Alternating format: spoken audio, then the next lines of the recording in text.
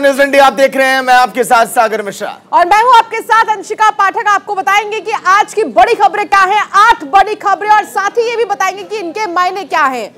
तो देखिए 8 बड़ी तस्वीरें आपकी टीवी स्क्रीन पर। जश्न की तैयारी में बीजेपी है।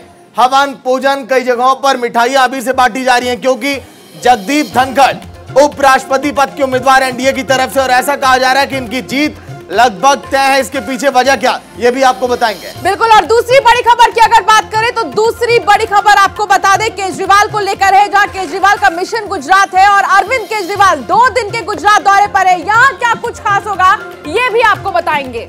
बात करेंगे मुख्यमंत्रियों के दिल्ली में बैठक को लेकर भी, क्योंकि सभी राज्यों के मुख्यमंत्री लगभग आज पहुंचेंगे दिल्ली, जहां पर राष्ट्रपति भवन के अंदर ये बैठक होगी।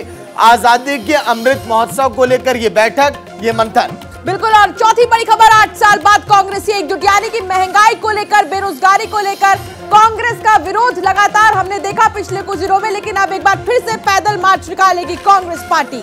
चलिए बात करेंगे राउत की पत्नी का ईडी से सामना, क्योंकि कई ऐसे मामले हैं जिसमें संजय राउत की पत्नी भी अब गिरती हुई दिखाई दे रही है। क्या कुछ है इस पूरे मामले में, ये भी आपको बताएंगे। इसके साथ ही अगर छोटी खबर की बात करें तो शिंदे मंत्रिमंडल का विस्तार कब होगा, कौन से वो मंत्री होंगे जो शामिल होंगे, कौन से ऐसे वो नेता होंगे जो कैबिनेट में शामिल होंगे, ये भी आपको बताएंगे।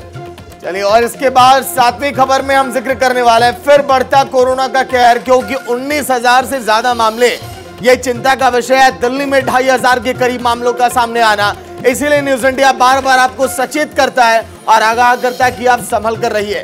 सतर्कता, सावधानी जरूरी है। 8वीं बड़ी खबर, कॉमनवेल्थ गेम्स में भारत का जलवा लगातार जारी है और बैक टू बैक मेडल्स लगातार जो खिलाड़ी हैं वो लेकर आ रहे हैं, और ऐसे में रेसलिंग में भी खिलाड़ियों ने जबरदस्त प्रदर्शन किया। सागर, तो चलिए, लेकिन इन 8 बड़ी खबरों पर जाने से पहले एक बड़ी खबर आपको बता दें। आपकी टीवी स्क्रीन पर इस वक्त की बड़ी खबर, नोएडा में नेता की महिला से बदसलूकी, नेता ने महिला से अभद्रता की, कथित नेता ने महिला के साथ धक्का मुक्की भी की है।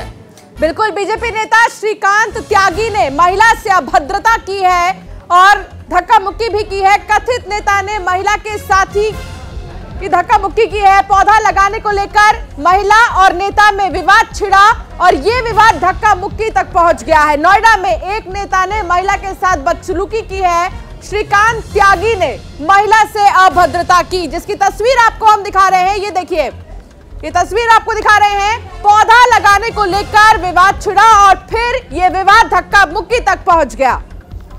देखिए, पौधा लगाने को लेकर विवाद, लेकिन एक नेता की ये बदसलूकी महिला के साथ, क्या ये सही है? देखिए, सुनिए आप, किस तरह से धक्का मुक्की हुई, नोकझोंक हुई। श्रीकांत त्यागी बीजेपी के नेता हैं। आप वही बीजेपी जो महिला सम्मान में तमाम बातें करती है, वही बीजेपी जो तारीफों की पुल बांधती है महिला सम्मान को लेकर, लेकिन उसी बीजेपी के नेता जब इस तरह से महिला के साथ बदसलूकी करेंगे, अभद्रता करेंगे, तो फिर न्यूज़ इंडिया सवाल तो पूछेगा बीजेपी के आलाकमान से भी और नेताओं से भी। बिल्कुल। और इस वीडियो को देखने के बाद आप समझ जाएंगे कि कितनी बातें महिलाओं के लिए होती हैं और असल तस्वीर क्या है। विवेक तिवारी हमारे सहयोगी हमारे साथ जुड़ गए हैं। विवेक, देखिए, भारतीय जनता पार्टी महिलाओं को लेकर तमाम बातें करती है, लेकिन तस्वीर इसके एकदम उलट है। यहाँ खुद बीजेपी के नेता ही बदसलूकी करते नजर आ रहे हैं महिला से। क्या है ये पूरा मामला? देखिए, मामला नोएडा की एक सोसाइटी का है, जिसमें एक श्रीकांत त्यागी नाम का व्यक्ति है, जिसका वीडियो वायरल हुआ। एक महिला के साथ वो बदसलूकी कर रहे हैं। भारतीय जनता पार्टी के वो नेता बताए जा रहे हैं, ऐसा खबर आई है। लेकिन बीजेपी ने ऑफिशियली इस बात का खंडन किया है कि उस व्यक्ति का भारतीय जनता पार्टी से कोई लेना देना है। बाकायदा भारतीय जनता पार्टी किसान मोर्चा की तरफ से एक रिएक्शन दिया गया है। जो किसान मोर्चा के अध्यक्ष हैं राजकुमार चाहर, जो नेशनल प्रेसिडेंट है किसान मोर्चा के, उनका एक स्टेटमेंट आया है कि इस व्यक्ति का भारतीय जनता पार्टी किसान मोर्चा का राष्ट्रीय कार्य समिति का सदस्य भी नहीं है, किसी समिति का सदस्य नहीं है, युवा समिति का भी सदस्य नहीं है, और उन्होंने ये कहा है कि जो भी व्यक्ति है जिसने महिला के साथ अभद्रता की है उसके खिलाफ एक्शन लिया जाए।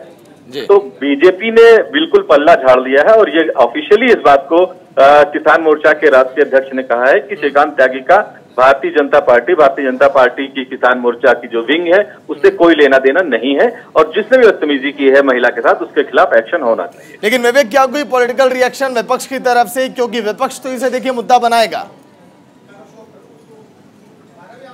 देखिए, विपक्ष मुद्दा जरूर बना रहा है, इसमें कोई शक नहीं। कई सारे अपोजिशन के लीडर्स के ट्वीट आए हैं इस बात को लेकर के और बीजेपी को इसमें घेरा गया है। लेकिन अब जो ऑफिशियली बीजेपी ने इसको खारिज कर दिया है कि वो उनके मोर्चे से रिलेटेड है। हो सकता है पहले जुड़ा हो, लेकिन जो राष्ट्रीय अध्यक्ष किसान मोर्चा के, उन्होंने खुद ये कहा है कि उसका कोई लेना देना हमारे मोर्चे से नहीं है। इसलिए ये इसको मामले को पॉलिटिकल बनाने की बजाय इस पर जो लीगल एक्शन है, जो कानूनी कार्रवाई है, वो की जानी चाहिए। शुक्रिया विवेक पूरी जानकारी के लिए।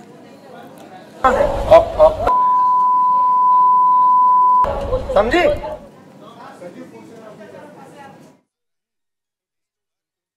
दिनांक 5 अगस्त 2022 को थाना फेज 2 क्षेत्र के अंतर्गत ग्रैंड उमेक सोसाइटी का एक वीडियो वायरल हुआ, जिस वीडियो में देखा जा सकता है कि एक श्रीकांत त्यागी नाम का व्यक्ति एक महिला के साथ अभद्र भाषा का प्रयोग कर काफी अश्लील टिप्पणियां कर रहा है, गाली गलौज कर रहा है और हाथापाई कर रहा है।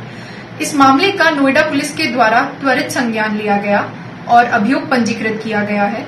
इस वक्त अभियुक्त फरार है, जिसकी गिरफ्तारी के लिए टीम गठित कर दी गई है और उसके सभी संभावित ठिकानों पर दबिश दी जा रही है। इस मामले में कठोरतम दंडात्मक कार्रवाई नोएडा पुलिस के द्वारा की जाएगी।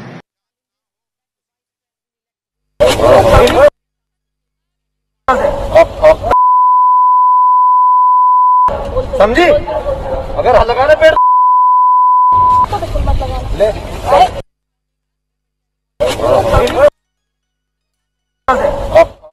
तो महिला के साथ बदसलूकी करता ये व्यक्ति आप देख सकते हैं, बीजेपी नेता है ये, और ऐसे में विवाद पौधा लगाने को लेकर शुरू हुआ और हाथापाई तक बात आ गई। देखेंगे आप कि आखिर कैसे पौधा लगाने के बाद यहाँ पर जो श्रीकांत त्यागी है वो खड़े हैं और महिला भी यहाँ पर खड़ी है। दोनों को ही बीच पहले पौधा लगाने को लेकर कुछ बातें हुई और इसके बाद धकेलते नजर आए महिला को श्रीकांत त्यागी।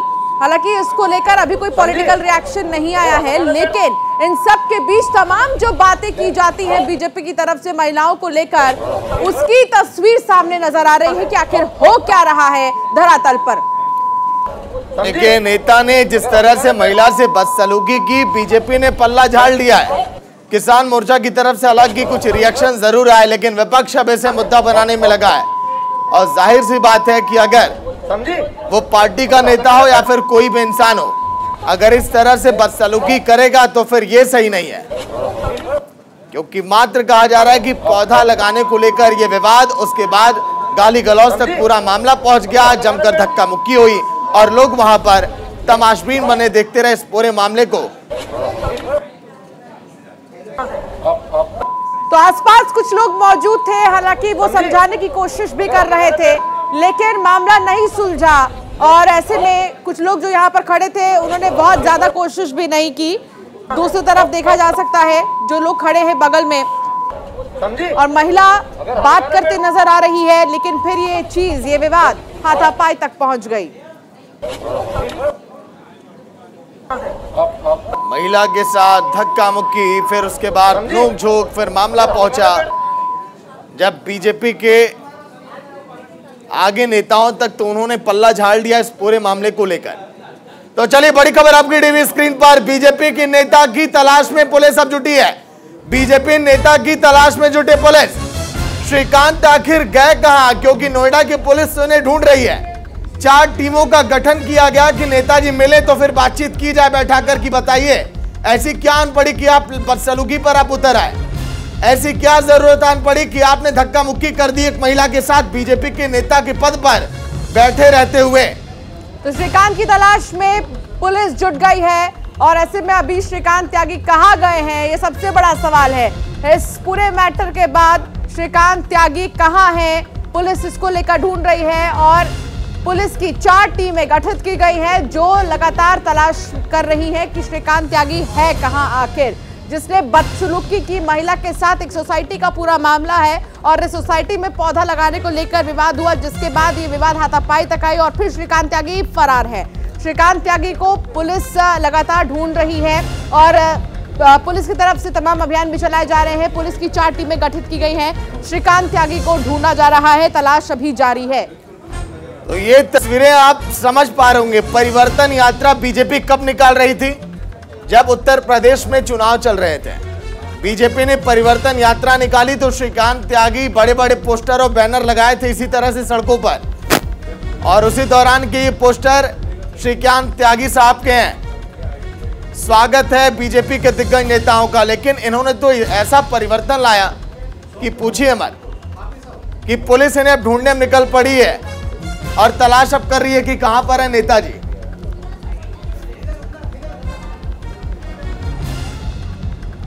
तो कथित नेता ने महिला के साथ अभद्रता की है, बदसलूकी की है, जिसके बाद पुलिस की तलाशी लगातार जारी है।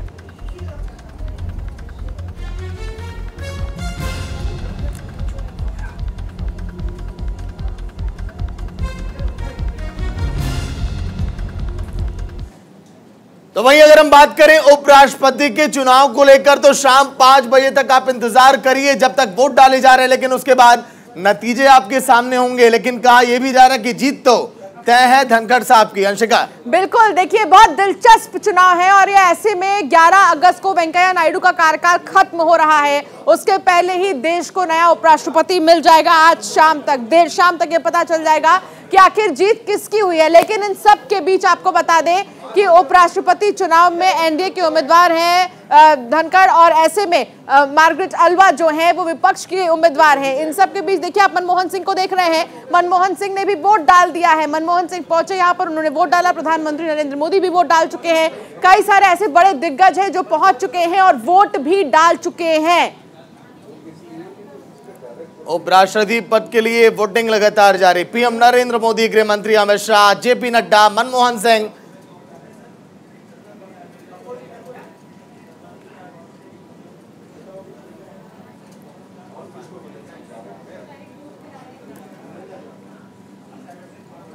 तो चलिए जानते हैं कि आखिर उपराष्ट्रपति के चुनाव के वक्त क्या सियासी गणित अपनाया जाता है, क्या सियासी गणित इसका होता है।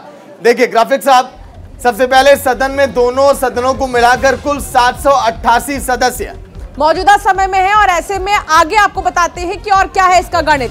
टीएमसी के चुनाव से दूर रहने पर 744 सांसद हिस्सा लेंगे, क्योंकि टीएमसी इससे दूर हो गई है। अभी लोकसभा में 543 सांसद हैं, और ऐसे में इसके गणित को और समझना जरूरी है, तभी आपको समझ में आया कि एक एक वोटों की कीमत कितनी है। देखिए राज्यसभा में 245 में से 8 सीटें खाली हैं, कहा यह भी जा रहा है, और यही है आगे का गणित। इसी के आधार पर ही चुनाव, यानी कि निर्वाचन मंडल 780 सांसदों का है, और इसी के आधार पर तय होता है इनके चुनाव के बाद भी कि आखिर कौन होगा राष्ट्रपति या उपराष्ट्रपति। सभी सांसद वोट करेंगे तो बहुमत का आंकड़ा 372 रहेगा। इतना ही नहीं, आपको बता दें कि बीजेपी के सांसदों से ही जीतते दिख रहे हैं धनखड़, यानी कि आप समझ सकते हैं कि अभी किसके पास कितने वोट है। लोकतंत्र में आंकड़ों का बहुत बड़ा खेल होता है। देखिए बीजेपी के अपने 394 सांसद हैं, जो बहुमत के आंकड़े से कहीं ज्यादा है, मतलब कि बीजेपी के संख्या बल में कहीं पर भी कमी नहीं है। विपक्षी पार्टियां साथ दें या ना दें, बीजेपी की जीत इसीलिए तय मानी जा रही है। और ऐसे में देखिए अब आपको बताते हैं कि जगदीप धनखड़ है कौन, इनको भी जान लीजिए। 18 मई 1951 को राजस्थान के झुंझुनू जिले के किठाना में उनका जन्म हुआ था। इसके साथ ही अगर बात करें धनखड़ की, तो जाट परिवार से ताल्लुक रखते हैं जगदीप धनखड़। चलिए इसके साथ ही साथ अगर हम बात करें जगदीप धनखड़ की, तो प्रारंभिक शिक्षा गांव में हुई। 1962 में सैनिक स्कूल में इन्होंने दाखिला लिया, फिर उसके बाद शिक्षा दीक्षा ग्रहण करने के बाद लगातार देखिए किस तरह से बढ़ते चले गए। जयपुर से अगर देखा जाए तो भौतिकी में बीएससी की उन्होंने, और इसके साथ ही ऑनर्स के साथ उन्होंने अपनी पढ़ाई पूरी की। राजस्थान विश्वविद्यालय से ही उन्होंने एलएलबी की डिग्री हासिल की है। इससे आप समझ सकते हैं कि पढ़ाई से लेकर राजनीति से लेकर तमाम क्षेत्र में आखिर कितने ज्यादा आगे हैं जगदीप धनखड़। आप बात करेंगे मार्गरेट अल्वा की, तो देखिए 14 अप्रैल 1942 को बेंगलुरु में इनका जन्म हुआ था। मार्गरेट ने अपनी हायर एजुकेशन बेंगलुरु से ही पूरी की है, तो पढ़ाई जो है उनकी बेंगलुरु में हुई है मार्गरेट अल्वा की। जी, इसके साथ ही साथ 1974 से 2004 तक 5 बार सांसद भी रह चुकी हैं अल्वा। सियासी करियर भी इनका समझिए, 4 बार महत्वपूर्ण विभागों की राज्य मंत्री भी रह चुकी हैं। Sandeep Chaudhary political expert phone line पर। संदीप जी स्वागत है न्यूज इंडिया में। धन्यवाद आपका। संदीप जी, उपराष्ट्रपति पद के लिए चुनाव, लेकिन कहा जा रहा है कि महज केवल औपचारिकता, क्योंकि संख्या बल तो बीजेपी के पास कहीं ज्यादा है, जीत तय मानी जा रही है पहले से ही। देखिए, बिल्कुल सही बात है आपकी। संख्या बल देखिए, इसमें चीजें पहले से कैलकुलेट हो जाती है। जिस तरीके के ये चुनाव है, चाहे उपराष्ट्रपति का चुनाव और हाल ही में आपने राष्ट्रपति का चुनाव देखा, तो इसमें कोई दो राय नहीं है कि जगदीप धनखड़ जी देश के उपराष्ट्रपति बनने जा रहे हैं। अभी तक लगातार वो बंगाल में एज ए राज्यपाल अपनी सेवा देते रहे हैं और अब वाकई ये चुनाव औपचारिकता मात्र रह गया है। और ये चीजें आप बीजेपी नेताओं के चेहरे पर देख भी सकते हैं। मोदी जी जो देश के प्रधानमंत्री हैं, उन्होंने वोट किया, वो कितने खुश थे। उनके साथ में दूसरे लोगों ने भी वोट किया।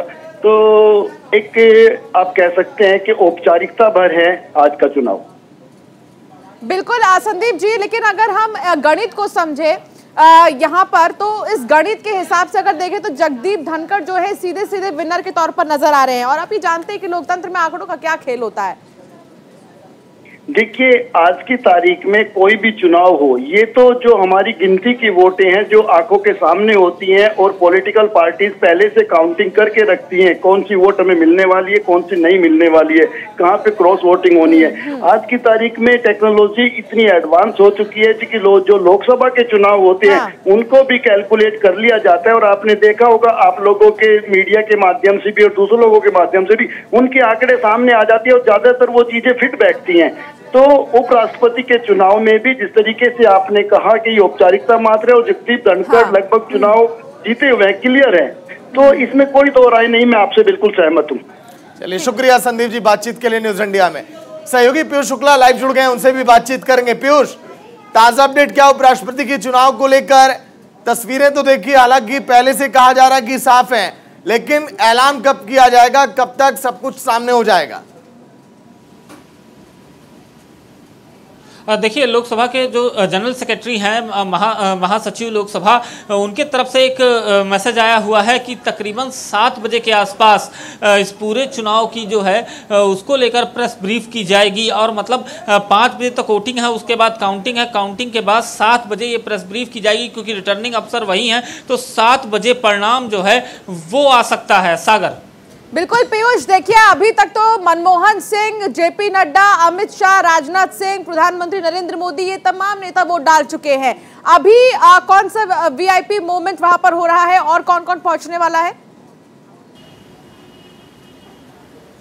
देखिए, एक एक करके सभी सांसद जो हैं वो यहाँ से वोट डालने के लिए संसद भवन के भीतर जा रहे हैं और वहाँ से वोट कास्ट करके वापस आ रहे हैं। अभी भी भारतीय जनता पार्टी के तमाम सांसद जो हैं वो वोट कास्ट करके वापस आए हैं, तो कई सांसद जो हैं वो वोट कास्ट करने गए हैं। लगातार क्रमवार वोट जो है वो लगातार पड़ रहा है। 5 बजे तक का समय है अंशिका, 5 बजे तक वोट पड़ने हैं। 5 बजे के बाद वोटों की काउंटिंग होगी। 7 बजे लोकसभा के जनरल सेक्रेटरी जो रिटर्निंग अफसर हैं उपराष्ट्रपति के चुनाव के, उनके द्वारा प्रेस ब्रीफ की जाएगी, अनाउंसमेंट होगी और उसके बाद सारी डिटेल जो है वो रखी जाएगी। चलिए, बहुत शुक्रिया पीयूष इस तमाम जानकारी के लिए। तो आपको बता दें कि मार्गरेट अल्वा और जगदीप धनखड़ दोनों ही उम्मीदवार हैं उपराष्ट्रपति चुनाव में और लगातार वोट डाले जा रहे हैं। सिलसिला अभी जारी है। तो चलिए, लगातार देखिए अपडेट आपको हम दे रहे हैं। शाम 7 बजे तक का इंतजार करिए, जब प्रेस कॉन्फ्रेंस करके बताया जाएगा कि आखिर कितने वोट मिले जगदीप धनखड़ को। बात करेंगे गुजरात की। गुजरात में चुनाव बेहद ही नजदीक है, कुछ ही महीने बचे हैं और तमाम राजनीतिक दल जो है जोर आजमाइश में लगे हुए हैं। अरविंद केजरीवाल भी गुजरात के दौरे पर है। 2 दिन के गुजरात दौरे पर अरविंद केजरीवाल है और यहां पर जनता को संबोधित भी करेंगे। माना यह जा रहा है कि अरविंद केजरीवाल कुछ गारंटी जरूर इस बार गुजरात को दे सकते हैं। तो बिल्कुल, अरविंद केजरीवाल हर एक वो सियासी दांवपेच लगाने में लगे हैं कि आखिर कैसे गुजरात में कुछ हद तक तो सफलता मिली। चलिए, ग्राफिक्स आपको दिखा देते हैं कि आखिर ये दौरा कितना अहम है अरविंद केजरीवाल का। देखिए, समझिए आप एक बार अंशिका।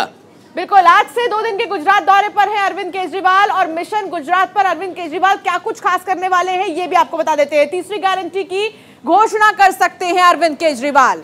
इसके साथ ही साथ पहली गारंटी कौन और दूसरी गारंटी क्या रही ये भी आपको बताएंगे। गुजरात की जनता से 2 गारंटी की घोषणा हालांकि केजरीवाल कर भी चुके हैं। वो कौन कौन सी थी? एक थी 300 यूनिट मुफ्त में बिजली, पहली गारंटी ये थी। दूसरी आपको बताएंगे अंशिका। बिल्कुल, दूसरी गारंटी सभी बेरोजगारों को नौकरी या 3000 प्रति माह देने की बात अरविंद केजरीवाल कर चुके हैं और इस दौरे में माना यह जा रहा है कि तीसरी गारंटी भी वो दे सकते हैं। 10 सीटों पर अपने उम्मीदवारों की घोषणा भी वो कर चुके हैं। तो देखिए, अरविंद केजरीवाल अगर बात करें तो 2 दिन के दौरे पर तो है, 10 उम्मीदवारों की घोषणा भी, मतलब कि अभी से ही रोड मैप तैयार कर रही है आम आदमी पार्टी की कैसे विजय प्राप्त की जाए गुजरात में, क्योंकि पंजाब में जीत प्राप्त करने के बाद आम आदमी पार्टी के हौसले बुलंद हैं। दिल्ली मॉडल, पंजाब मॉडल को पेश करके गुजरात में भी वोटरों को अपने पाले में करना चाहती है आम आदमी पार्टी। बिल्कुल, और देखिए ऐसे में अगर देखा जाए तो दिल्ली के मॉडल को बार बार रिपीट कर रहे हैं अरविंद केजरीवाल, कई जगहों पर कर चुके हैं। मेहुल झाला हमारे सहयोगी हमारे साथ जुड़ गए हैं। मेहुल, देखिए जैसा कि हमने बताया कि 2 गारंटी ऑलरेडी अरविंद केजरीवाल जो है ऐलान कर चुके हैं, 2 घोषणाएं कर चुके हैं, लेकिन क्या इस दौरे में 2 दिन के दौरे में तीसरी गारंटी का भी जिक्र अरविंद केजरीवाल करेंगे? बिल्कुल सीधी सी बात है। जब मैं आपको बता दूं कि पिछले 15 दिनों में ये तीसरा दौरा है अरविंद केजरीवाल का। अरविंद केजरीवाल ने जो रणनीति बनाई है वो इस तरह से कहीं ना कहीं समझा जाता है कि शहरी इलाकों में जो उद्योग कर्मी हैं, जो लघु मध्यम उद्योग कर्मी हैं, उनसे बातचीत करते हैं, उनसे इंटरेक्शन करते हैं, और ग्रामीण इलाकों में है ये बड़े पैमाने पर जनसभा संबोधित करते हैं। आज जो दौरा है उसमें केजरीवाल जामनगर में ब्रास पार्ट से लेकर जो बंधेज की कारीगरी है उनके व्यवसायियों के साथ मिलेंगे। तकरीबन 800 से 900 उद्योग कर्मियों को बुलाया गया है इस बैठक में। दोपहर 3 बजे के आसपास उनकी बैठक शुरू हो सकती है और इसमें विचार विमर्श करेंगे। मैं आपको बताऊं कि पिछले सोमवार को राजकोट में भी इसी तरह से उद्योग कर्मियों के साथ उन्होंने इंटरेक्शन किया था। तकरीबन 1-1.5 घंटे उनके प्रश्न जाने थे और उनसे विचार विमर्श। मैं वो लौट कराऊंगा। इंद्र गुरु जी जुड़ गए आम आदमी पार्टी से। इंद्र गुरु जी, स्वागत है न्यूज इंडिया में। हाँ, नमस्कार। इंद्र गुरु जी, पूरा एकदम तैयारी में आप लोग लगे हैं पंजाब मॉडल, दिल्ली मॉडल की तर्ज पर गुजरात में जीत प्राप्त करने के लिए। 2 गारंटी की देखिए घोषणा की गई, तीसरी गारंटी क्या हो सकती है सर? जो भी गुजरात के लोगों की जरूरत है, अभी जो भी आम आदमी जो परेशान है जिन बातों से, उस पे गौर करके उस बारे पे हमारी सब बात होगी आने वक्त में। इंद्रनील जी, देखिए पंजाब में तो आप लोग की बम्पर जीत हुई, लेकिन उत्तराखंड में भी आप लोगों ने कुछ ऐसी घोषणाएं की थी, आपको सीटें नहीं मिली। क्या गुजरात में आप इतने कॉन्फिडेंट में हैं कि हाँ दिल्ली के मॉडल को अगर आप रिपीट करेंगे तो आपके मतलब पक्ष में माहौल बना रहेगा? देखिए, गुजरात में लोग बीजेपी की सरकार, ये 27 साल का उनका रूल है, पूरे थके हुए हैं। हाँ। यहाँ ना तो पुलिस अपना काम कर रही है, ना कलेक्टर अपना काम कर रहा है, लोगों को परेशान सब कर रहे हैं, और वो भाजपा द्वारा ही होता है, वो भी सबको अभी पता चल गया है। पूरी तरह से लोग यहाँ परेशान है। ये सरकार को बदलना चाहते थे, लेकिन कांग्रेस भी भाजपा जैसी ही है ऐसा मानते हुए भाजपा को वोट मिलते थे और उनके पास, लोगों के पास ऑप्शन नहीं था। अभी आम आदमी पार्टी जो लोगों की बात को सुनते हैं और उसको इम्प्लीमेंट करते, ऐसा हर जगह पे हर व्यक्ति को पता है। तो हम जरूर जीतेंगे। इंद्रनील जी, तीसरी गारंटी आपकी क्या होगी?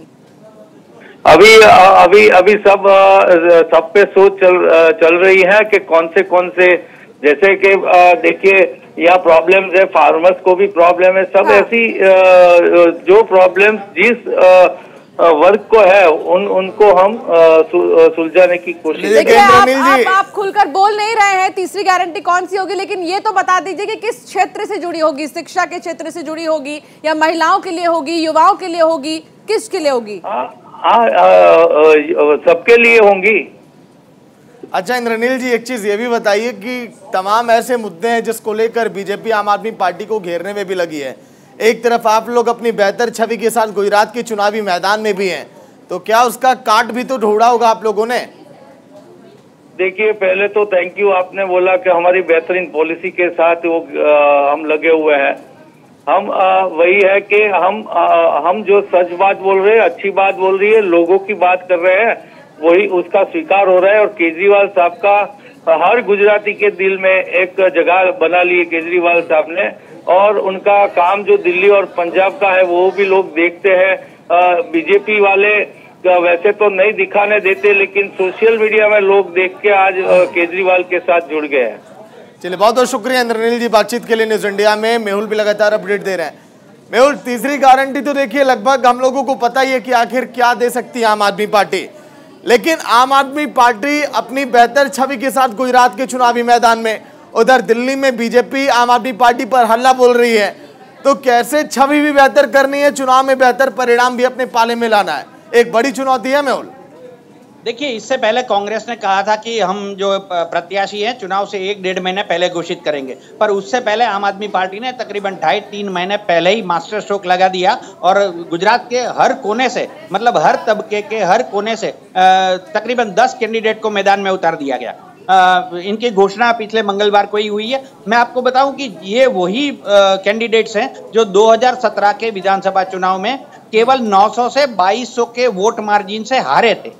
तो ये समझा जा रहा है कि अब की बार केजरीवाल जिस तरह से गुजरात दौरा परत दर परत कर रहे हैं और लोगों को रिझाने की कोशिश कर रहे हैं, तो ये भी समझा जाना चाहिए कि ये जो केवल 900 से 2200 का वोट मार्जिन था, वो इस बार कहीं ना कहीं आम आदमी की पार्टी की नज़र से जीत में तब्दील हो सकता है। जो वोटिंग रेशियो है ये भी काफी कम था, मार्जिन भी कम था, और इसी रणनीति के तहत केजरीवाल ने मंगलवार को 10 कैंडिडेट गुजरात के कोने कोने से घोषित कर दिए हैं। अब जो दौरा कर रहे हैं वो ट्राइबल इलाके में है, कल उनकी वहां बड़ी जनसभा होगी और तीसरी जो योजनाएं होगी या तीसरी गारंटी होगी वो ट्राइबल इलाके के लिए हो सकती है, इससे कोई परहेज नहीं होगा।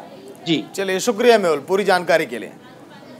तो अरविंद केजरीवाल का दिल्ली दौरा जिक्र हम लगातार कर रहे हैं, लेकिन राजधानी दिल्ली में आज आजादी के अमृत महोत्सव को लेकर पीएम नरेंद्र मोदी की अध्यक्षता में शाम 4:30 बजे का वो वक्त होगा जब बैठक होगी और कई राज्यों के मुख्यमंत्री वहां पर शामिल होंगे। बिल्कुल 4:30 बजे का वो वक्त बताया जा रहा है जहां राष्ट्रपति भवन में ही ये मीटिंग होनी है और इस मीटिंग में छत्तीसगढ़ के सीएम भी आएंगे और उनसे भी बातचीत होगी अभियान को लेकर, अमृत महोत्सव को लेकर, खास तौर पर इस अभियान को लेकर बातचीत और चर्चा होगी। चलिए अब आपको बताते हैं क्या खास होने वाला है आज के दिन, इस मीटिंग में क्या चीजें खास होंगी। शाम 4:30 बजे राष्ट्रपति भवन में ये बैठक होगी जिसमें देश के अलग अलग राज्यों के मुख्यमंत्री आएंगे और शामिल होंगे।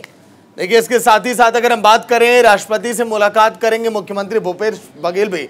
ये जिक्र हम इसलिए कर रहे हैं क्योंकि कांग्रेस के भी मुख्यमंत्री इस बैठक में शामिल हो रहे हैं।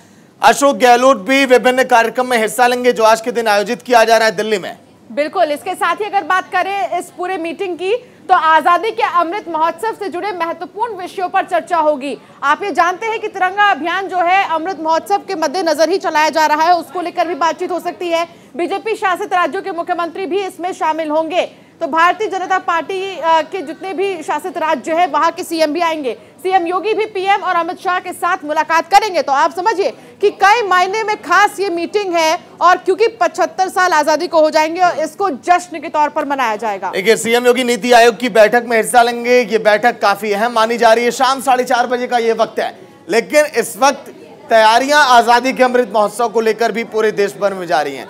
उस पर भी मंथन, रणनीतियां कि कैसे पूरे देश में इस आजादी के अमृत महोत्सव का जश्न मनाया जाए और बताया जाए कि इस आजादी के पीछे किस तरह से हमारे देश के रणबांकुरों ने अपनी बलिदानी दी और हम आज खुली फिजाओं में सांस ले पा रहे हैं। बिल्कुल, और सबसे बड़ी बात यह है कि कई सारी रैलियां, नुक्कड़ नाटक और कई तरह के कार्यक्रम होने हैं, उसको लेकर भी चर्चा की जाएगी। और इस बार देखा भी गया है कि जैसे ही अभियान का ऐलान हुआ, तिरंगा अभियान का, तमाम जो राज्यों के मुख्यमंत्री हैं वो भी एक्टिव हो गए और इस अभियान को लेकर अपने अपने राज्य के लोगों से अपील करने लगे कि इस अभियान में बढ़ चढ़कर हिस्सा ले। अरविंद केजरीवाल ने भी हाल ही में प्रेस कॉन्फ्रेंस कर कहा था कि तिरंगे बांटे जाएंगे, कई हजार की संख्या में तिरंगा वो बांटेंगे। मुख्यमंत्री योगी आदित्यनाथ ने भी कहा कि इस अभियान में यूपी के जितने भी लोग हैं वो बढ़ चढ़कर हिस्सा ले। Shailendra Dubey political expert phone line पर। शैलेंद्र जी, स्वागत है न्यूज इंडिया में। जी धन्यवाद आपका। शैलेंद्र जी, सभी राज्यों के मुख्यमंत्री अगर किसी बैठक में शामिल हो रहे हैं तो मुझे लगता है कि देश के लोकतंत्र की मजबूती के लिए इससे बड़ा संकेत नहीं हो सकता है। बिल्कुल, आपने बिल्कुल ठीक कहा। देखिए, ऐसा है जो समय है, आज आजादी को इस वर्ष 75 वर्ष पूरे हो रहे हैं। जी बात है, प्रतीकात्मक तौर पर क्रियान्वयन को लेके और पूरे वैश्विक उसमें परिस्थिति में अगर इस तरह का कोई कार्यक्रम आयोजन को करता है, अगर सारे राज्यों के मुख्यमंत्री एकत्रित होते हैं तो जाहिर सी बात है इससे बड़ा मैसेज आएगा। देखिए, इससे पहले शैलेंद्र जी, तिरंगा रैली जब निकाली गई थी संस्कृति मंत्रालय की तरफ से, तो विपक्ष के कई नेता नहीं गए थे। उनका ये कहना था कि हमें बुलाया ही नहीं गया। लेकिन अब जो अमृत महोत्सव को ध्यान में रखकर मीटिंग बुलाई गई है, इसमें विपक्ष के भी मुख्यमंत्री शामिल होंगे। इससे ये कहा जा सकता है कि जो आजादी के 75 साल है उसको खूब धूमधाम से मनाने की पूरी प्लानिंग की गई है सरकार की तरफ से। बिल्कुल, आपने ठीक कहा। देखिए, ये जो विषय है ना, ये राजनीति से ऊपर उठकर इसको देखने की आवश्यकता है, क्योंकि आज़ादी जो है हम सबके लिए महत्वपूर्ण है। ऐसा नहीं कि पूरे देश में मान लीजिए आज जो है 30 मुख्यमंत्री हैं, तो उसमें से भाजपा के मुख्यमंत्री 12-13 हैं, उसके बाद उनके सहयोगियों के हैं, कांग्रेस के हैं, अन्य क्षेत्रीय दलों के हैं। तो ये सबके लिए हर्ष का विषय है। और मान लीजिए राजस्थान में कार्यक्रम आयोजित होते हैं, तो जाहिर सी बात है वहाँ की सरकार को इसका श्रेय जाएगा। इसी तरह भाजपा शासित राज्यों में होते हैं तो उनको श्रेय जाएगा। तो ये राजनीति से ऊपर उठकर इसको देशव्यापी तरीके से प्रतीकात्मक तौर पर मनाने की आवश्यकता है, क्योंकि ये से जो है ना पूरे देश के अंदर राष्ट्रीयता की भावना को एक बहुत बड़ा बल मिलेगा। और इस बात को जो देखिए, एक निश्चित समय के बाद क्या है कि हमें एक रिन्यूअल की आवश्यकता होती है, क्योंकि ये मानवीय स्वभाव है। हम जो चीज़ों को भूलते जाते हैं। तो जाहिर सी बात है 75 वर्ष का ये जो समय है ये बहुत ही महत्वपूर्ण है। पूरे वैश्विक परिस्थिति में भारत को एक सूत्र में बांधने के लिए, चाहे वो किसी भी दल के लोग हों, किसी भी दल की सरकारें हों, लेकिन अन्य पड़ोसी देशों को ये स्ट्रॉन्ग मैसेज देने के लिए कि देखिए हम एक हैं। हमारे जो है राजनीतिक भले ही जो है मतभेद हो सकते हैं, लेकिन जब बात राष्ट्रीयता की आएगी तो हम सब एक हैं। तो ये जो है मैं मानता हूँ कि इसको सबको राजनीति से ऊपर उठकर इसको सेलिब्रेट करने की आवश्यकता है, इसमें सम्मिलित होने की आवश्यकता है। चलिए, बहुत बहुत शुक्रिया बातचीत के लिए न्यूज इंडिया में शैलेंद्र जी। दीपक, शाम 4:30 बजे बैठक का वो वक्त है। कौन कौन से राज्य मंत्रियों के आने का कंफर्म माना जाए कि वहां पर पहुंचेंगे इस बैठक में? क्योंकि कांग्रेस भी यहां पर पहुंच रही है, बीजेपी भी पहुंच रही है। मुख्यमंत्री अशोक गहलोत की भी खबरें सामने आई, भूपेश बघेल की भी खबरें सामने आई। दीपक जी, देखिए, अगर सागर बात की जाए तो देश 75वां अमृत महोत्सव मना रहा है और इसको लेके बीजेपी ने एक बड़े तैयारी की थी। केंद्र सरकार ने एक बड़ा तैयार किया था और इसमें करीब 200 लोगों को बुलाया गया है, जिसमें अगर बात की जाए तो सभी राज्यों के जो मुख्यमंत्री है वो रहेंगे। अगर बात की जाए तो खुद वहाँ पे सोनिया गांधी रहेंगी, राहुल गांधी को भी इन्वाइट किया गया है और ऐसे कई जो सेलिब्रिटी है उनको भी बुलाया गया है। और क्योंकि देखिए, हर घर तिरंगा यात्रा और 75वां अमृत महोत्सव मनाया जा रहा है, इसको लेकर इसकी रूपरेखा तैयार की जाएगी, किस तरीके से इसको किया जाए। क्योंकि इसमें कई ऐसे बात की जाए तो जो राज्यों के मुख्यमंत्री है उनसे भी बात करेंगे और क्योंकि राष्ट्रपति भी उस समय रहेंगे तो प्रधानमंत्री सबसे बात करेंगे। उसके बाद देखेंगे कि आगे की रणनीति क्या होगी। हालांकि देखिए, अभी क्योंकि अभी वोटिंग चल रही है, उसके बाद एक करीब बात की जाए तो 5 बजे के आसपास प्रधानमंत्री नरेंद्र मोदी माफ कीजिए राष्ट्रपति भवन पहुंचेंगे और 4:30 बजे सभी जो मंत्री हैं और अगर बात की जाए सोनिया गांधी की, राहुल गांधी की या फिर कई विपक्ष के जो नेता हैं उनको भी इनवाइट किया गया है। तो ये सारे लोग जाएंगे क्योंकि इसमें 200 लोगों को बुलाया गया है ये और एक बड़ी तैयारी है। सागर, चलिए ठीक है दीपक, इस खबर पर बने रहेंगे। फिलहाल एक बड़ी खबर आ रही है आपकी टीवी स्क्रीन पर। फरमानी नाज ने अफवाहों पर विराम लगा दिया। बड़ी खबर, हिंदू धर्म में शामिल होने की खबर को उन्होंने अफवाह बताया। फरमानी नाज से जुड़ी बड़ी खबर आपकी टीवी स्क्रीन पर। वही फरमानी नाज जिनको लेकर तमाम तरह की चर्चाएं थी, हर हर शंभू गाने पर जमकर सियासत, लेकिन हिंदू धर्म में शामिल होने की खबर को उन्होंने फिलहाल अफवाह बताया। वीडियो जारी करके सोशल मीडिया पर उन्होंने कहा कि ये खबरें गलत, मेरे नाम से फेक आईडी चल रही है। फिलहाल सुनिए आप भी क्या कुछ कहा फरमानी नाज ने। दोस्तों सभी को मेरा नमस्कार और मैं एक बात कहने आई हूँ आप सभी से कि मेरे नाम से किसी ने फेक आईडी बना के ट्विटर पे उसमें लिखा है कि मैं हिंदू धर्म अपना रही हूँ और मेरे पूर्व जन्म हिंदू धर्म की पूजा करते थे। तो ऐसा कुछ भी नहीं है और मैं सभी से यही रिक्वेस्ट करती हूँ कि ऐसे लोगों को रिपोर्ट कीजिए और उनसे कहिए, उनसे सवाल कीजिए कि किसी के बारे में भी बिना सोचे समझे ऐसा कुछ नहीं लिखना चाहिए। और बहुत लोग हैं जो मेरी फेक आईडी बना के ऐसे इस तरह के गलत कमेंट्स कर रहे हैं, तो उनको ऐसा बिल्कुल नहीं करना चाहिए।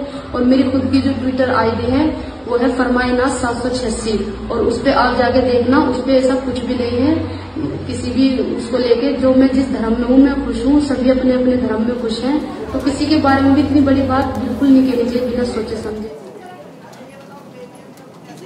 8 सालों के बाद अगर किसी पार्टी की एकजुटता दिखाई दे तो सोचिए उस पार्टी के लिए कितना अच्छा ये संकेत है। हम बात कर रहे हैं कांग्रेस की। वही कांग्रेस, मानो ऐसा लगता था कि कांग्रेस बिखर गई, टूट गई, लेकिन अब वही कांग्रेस एक गुलदस्ते में दिखाई दे रही है। वो तमाम नेता एक साथ अब समेटे अपनी पार्टी की एकजुटता और ताकत को दिखा रहे हैं। अंशिका, बिल्कुल आपने ठीक कहा, सागर की एकजुटता देखने को मिलेगी और ऐसे में 9 से 15 अगस्त के बीच कांग्रेस पद यात्रा निकालेगी और ये अलग अलग जगहों पर आप देखेंगे कि लगभग 75 किलोमीटर की ये पद यात्रा होगी, जिसमें ये संदेश देने की कोशिश होगी कि आखिर एकजुटता क्या है, महंगाई, बेरोजगारी, इन तमाम चीजों को लेकर कांग्रेस के तमाम जो नेता है वो सामने आएंगे और साथ ही पद यात्रा भी निकाला जाएगा, जिसमें कि ये संदेश दिया जाएगा कि आखिर कितने ज्यादा परेशान है महंगाई और बेरोजगारी को लेकर। सागर, तो कांग्रेस की एकजुटता जिस तरह से आप देखिए, कल के दिन कांग्रेस ने सड़कों पर प्रदर्शन किया, लेकिन 8 साल के बाद कांग्रेसी एकजुट। सोनिया राहुल के लिए 8 साल में पहली बार कांग्रेसी एकजुट दिखाई दिए दिल्ली की सड़कों पर। बिल्कुल, इससे पहले भी आपने देखा होगा कि तमाम जो कार्यकर्ता है वो आए थे और नेता भी केंद्र के खिलाफ गए। पायलट, बघेल, सिंहदेव और गुटबाजी छोड़कर साथ दिखे हैं 8 साल बाद। यानी कि आप देखेंगे कि इसलिए जिक्र कर रहे हैं सचिन पायलट और गहलोत के बीच की दूरियां अंशिका किसी से छुपी नहीं है।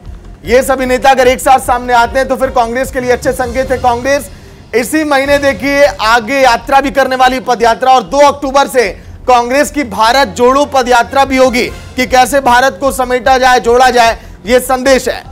बिल्कुल, सोनिया राहुल के लिए 8 साल में पहली बार ऐसा हो रहा है जब तमाम जो कांग्रेसी हैं वो एकजुट नजर आ रहे हैं। जी, तो देखिए कांग्रेस के हम कर रहे हैं 8 सालों में किस तरह से एकजुटता हमने देखी, लेकिन ये एकजुटता बनी रहे क्योंकि लोकसभा चुनाव में कांग्रेस बड़े दमखम के साथ चुनावी मैदान में उतरना चाहती है, वापसी करना चाहती है। आने वाले 2024 के चुनाव से पहले 11 राज्यों में भी चुनाव होने वाले हैं विधानसभा के। ऐसे में कांग्रेस के लिए कमबैक करना बहुत ज्यादा जरूरी है और ये तभी हो सकता है जब सभी नेता एकजुट दिखाई देंगे। रमेश जी, वरिष्ठ पत्रकार फोन लाइन पर। रमेश जी, स्वागत है न्यूज इंडिया में। जी नमस्कार। रमेश जी, 8 सालों के बाद ऐसा हम देख पा रहे हैं कि कांग्रेस की एकजुटता ये दिखाई दे रही है, क्या ये अच्छे संकेत माने जाए कांग्रेस के लिए? सचिन पायलट, उधर अशोक गहलोत, सिंहदेव की हम बात करें, तमाम ऐसे नेता जिनके बीच देखिए लकीरें कितनी खींची गई थी, कितनी लंबी ये लकीरें थी। देखिए निश्चित तौर पे ये जो तस्वीर है सुखद है और कांग्रेसियों के लिए, क्योंकि ये चीजें पहले हो सकती थी लेकिन नहीं हुई। अगर पहले होती तो जैसे इन्होंने चुनाव ये हारे हैं और इनके बड़े नेता जिस तरीके से टूट के चले गए हैं, तो ये चीजें हो नहीं पाई। और सबसे बड़ी बात है कल की एकजुटता पे जो जिस तरीके से आप शो कर रहे हो, तो आज पूरे कोई भी आप अखबार उठा के देख लो, पहले पेज पे उस एकता को जगह मिली है फोटो के साथ में। ये हमने कई समय से देखा नहीं था कि अखबार ने पहले पन्ने पे इनको इतनी बड़ी कोई खबर दी हो। देखो ये चीजें हुई क्यों, ये एकता क्यों दोबारा से बनी, इनके पीछे को झांकने की जरूरत है। एक पर्दा बना था, उस पर्दे को अब इन लोगों ने फाड़ा है। अच्छा रमेश जी, हमेशा से ही कांग्रेस पर यह आरोप लगा है कि कांग्रेस में ही गुटबाजी होती है और पार्टी में अंदरूनी कलह की वजह से हमेशा से ही कांग्रेस अपने नेताओं को हारी है, लेकिन अब जो ये पदयात्रा निकाली जाएगी 9 से 15 अगस्त के बीच में, उसको आप कैसे देख रहे हैं? नहीं देखिए, ये एकजुटता सिर्फ आज के लिए नहीं बनी रहनी चाहिए, ये यथावत रहे, आगे भी बनी रहेगी। हाँ। अगर आगे बनी रहेगी तो जिसकी रैली की और जिसकी आप बात कर रहे हो तभी वो सफल हो पाएगी। पता चला इसमें से सब लोगों ने रोज सुर और सबकी चीजें अलग अलग हो गई, तो आपको पता है चाहे सभा हो चाहे चुनाव हो तो अपने आप में असफल हो जाता है। लेकिन मुझे लग रहा कांग्रेस में जो बाहर जाना था, जिसको जाना था, वो अब चले गए। अभी जो पार्टी के जो कांग्रेसी रह गए, बड़े जो नेता रह गए, तो मुझे लग रहा है ये चीजें एकजुटता क्यों हुई, मैं अभी बताने वाला था। तो उसमें ये है कि अभी जब चुनाव हुआ था राष्ट्रपति का, तो उस समय जिस तरीके से ममता का रुख अलग हो गया और चलिए बिल्कुल रमेश जी, एकजुटता कांग्रेस की कहां तक पहुंचेगी और क्या वाकई में आने वाले चुनाव में बेहतरीन प्रदर्शन कांग्रेस अब कर पाएगी, ये तो आने वाला वक्त ही बताएगा। शुक्रिया बातचीत के लिए न्यूज इंडिया में। अब हम बात करेंगे संजय राउत की पत्नी, जिनको ईडी ने समन भेजा, पेशी हुई उनकी, इसके साथ ही साथ कई ऐसे उनसे सवाल जवाब, क्योंकि कई ऐसे घोटाले हैं जिनमें कहा गया कि उनकी पत्नी भी शामिल है। ईडी की रडार पर लगातार संजय राउत थे और उन्होंने जमकर बीजेपी पर हमलावर भी दिखाई दिए। कई बार उन्होंने जिक्र भी किया कि आखिर वो नेता अब कहां चले गए जो बीजेपी में शामिल हो गए, उन पर जांच का दायरा क्यों समेट लिया गया और आखिर उन पर जांच अब क्यों नहीं हो रही है। पात्राचौल, इसका जिक्र आपने कई बार सुना, इसमें करोड़ों की देखिए गड़बड़ी सामने आई, करोड़ों का ये घोटाला। लेकिन ऐसे में जो संजय राउत के करीबी थे, जो कई दोस्त थे, जब उनके ठिकानों पर छापेमारी की गई तो कई ऐसे दस्तावेज भी मिले जो फर्जी थे। अंशिका, बिल्कुल, और ऐसे में देखा जाए तो ईडी ने वर्षा राउत को तलब किया था और उनसे पूछताछ के लिए उन्होंने समय मांगा था। आज 11 बजे वर्षा राउत जैसे ईडी दफ्तर पहुंची, उनसे फिर पूछताछ शुरू हुई। संजय राउत और वर्षा राउत दोनों को ही सामने बिठाकर पूछताछ ईडी कर रही है। लेकिन सबसे बड़ी बात यह है, पात्राचौल मामले को लेकर जो पूछताछ की जा रही है उससे ईडी संतुष्ट कब होगी। इससे पहले भी कई राउंड की पूछताछ सिर्फ और सिर्फ संजय राउत से ईडी ने की। इससे पहले ईडी ने समन भी भेजा था संजय राउत को कई बार, लेकिन उन्होंने वैधता का हवाला दिया था, वो पेश नहीं हो पाए थे। लेकिन जब वो पेश हुए फिर ईडी ने उनसे पूछताछ की। शुभम पांडे हमारे सहयोगी हमारे साथ जुड़ गए। शुभम, हलचल कितनी तेज है महाराष्ट्र में, अभी पूछताछ कहां तक पहुंची है?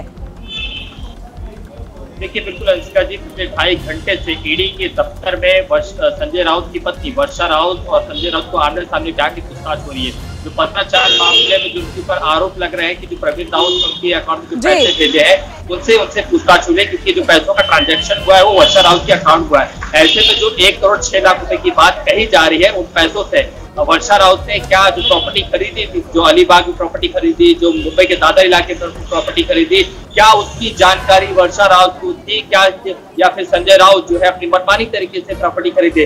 कयास ये भी लगाया जा रहा है कि कुछ और लोगों को पत्राचार से जुड़े मामलों में उनको बुलाकर संजय राउत के ठीक है। शुभम, मैं दोबारा से आपके पास आऊंगी। आनंद दुबे शिवसेना के नेता हमारे साथ जुड़ गए। आनंद दुबे जी, बहुत स्वागत है न्यूज इंडिया पर। आनंद दुबे जी, आप कैसे देख रहे हैं ईडी की इस कार्रवाई को, और सबसे बड़ी बात आज वर्षा राउत को बुलाया गया है पूछताछ के लिए?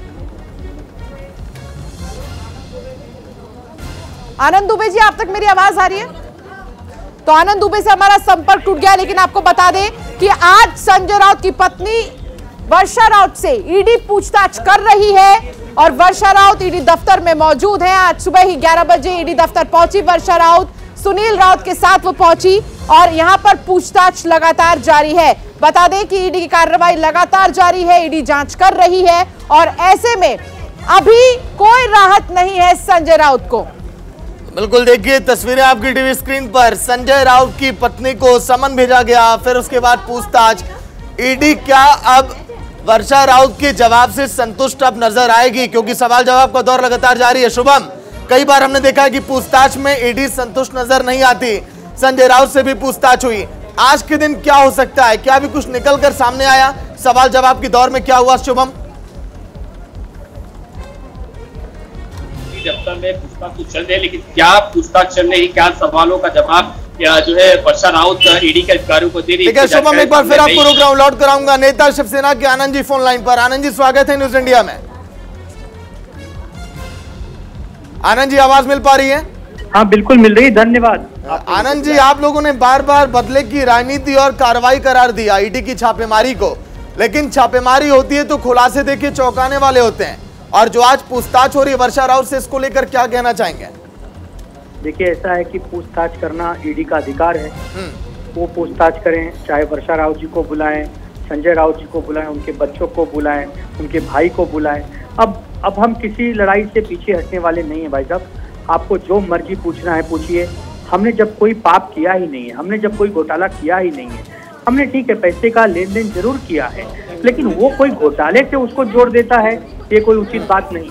और अब जवाब सवाल का दौर चल ही रहा है, आप ही बता रहे हैं 2-4 घंटे से पूछताछ हो रही है, तो ठीक है और भी 2-4 घंटे होने दीजिए, लेकिन हम हर उस सवाल का जवाब देंगे जो ईडी हमसे पूछेगी, क्योंकि ईडी का काम है सवाल पूछना। अगर उसके पास कोई दस्तावेज है, कोई प्रूफ है, वो बताए हमको, और वो उसका जवाब संजय राउत जी और उनकी पत्नी जी दे रही हैं। लेकिन जिस प्रकार से मानसिक दबाव आज देश में नेताओं पर बनाया जा रहा है ना, ये बहुत ही दुर्भाग्यपूर्ण है। आज पूरे हमारे प्रदेश में 10-10, 1-1 दर्जन नेता ऐसे हैं जिनके ऊपर ईडी की कार्रवाइयां हैं, लेकिन क्या मजाल की ईडी उनको बुला ले, उनसे पूछताछ कर ले। अभी सिंधे गुट में ही भावना गौली गई हुई है उनके ऊपर। चलिए, बिल्कुल आनंद जी, बहुत बहुत शुक्रिया बातचीत के लिए न्यूज इंडिया में। तो चलिए, एक बड़ी खबर आ रही है आपकी टीवी स्क्रीन पर, हमारी टीम के पास आ चुकी है इस वक्त की बड़ी खबर। पटना के मनेर गंगा घाट पर सिलेंडर ब्लास्ट, सिलेंडर फटने से 4 लोगों की मौत हो गई, कई लोगों के घायल होने की भी सूचना आई है। अस्पताल में इलाज अभी भी देखिए फिलहाल जारी है। और तो और अभी ताजा अपडेट क्या है ये भी आप तक पहुंचाएंगे, क्योंकि पटना के मनेर गंगा घाट पर सिलेंडर ब्लास्ट। बिल्कुल, इस वक्त की सबसे बड़ी खबर आपको बता दें, सिलेंडर ब्लास्ट के चलते कई सारे लोग घायल हो गए हैं। पटना के मनेर गंगा घाट के पास सिलेंडर ब्लास्ट हुआ है और इसमें सिलेंडर फटने से 4 लोगों की मौत हो गई है, जिन्हें लगातार वहां पर जो है अभी भी तलाशी ली जा रही है। कई लोग घायल क्योंकि हुए हैं तो उन्हें भी बाहर निकाला जा रहा है। तो फिलहाल आपने देखा, ये वो तमाम बड़ी अहम खबरें थी जो हमने आपको विस्तार से बताया। इन खबरों के मायने क्या हैं ये भी हमने आपको समझाया और साथ ही ये भी बताया कि अभी मौजूदा समय में हलचल देश में कितनी तेज है। हर दिन 1 से 2 हम आपको खबरों से करते हैं खबरदार, बताते हैं, पल पल की अपडेट पहुंचाते हैं आप तक खबरें विस्तार से। लेकिन आज के लिए फिलहाल बस इतना ही।